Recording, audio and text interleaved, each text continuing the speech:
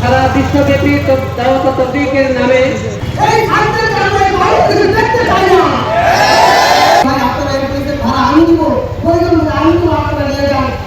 এই ছাত্ররা আজকে সারা দেশে সমস্ত ওলামায়ে-কেরাম তাবলীগের সাথে অন্ধকারে মানুষের মাথার মধ্যে বাড়ি দিতে পারে এটা সন্ত্রাস তারা কারো করা সম্ভব নয়। ইন্ডিয়ার দালাল, ইসরায়েলের দালাল, অনেকভাবে জানা গেছে ইসরায়েলের সাথে সম্পর্ক।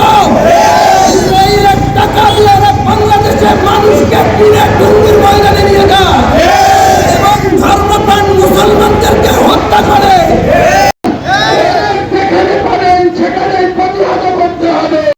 এদের সাথে আওয়ামী লীগের আরো কিছু লোকেরা দুইটা ছাত্রলীগের এবং আওয়ামী লীগের এই সাত লীগের আমরা কোনো কিছু দেশের ভিতরে চাই না। এভাবে মারধর করা হয়েছে, আহত করা হয়েছে। এই সাত বাহিনী এবং সাত পন্থী বাহিনী যারা তারা যেভাবে নৃশংসভাবে এইভাবে হত্যাকাণ্ড চালিয়েছে, আমরা এর প্রতিবাদ জানাই এবং এর দৃষ্টান্তমূলক শাস্তি দাবি করতেছি। এই সাত পন্থীরা লাশ দিয়ে যাবে গা, ওই লাশটা আমাদের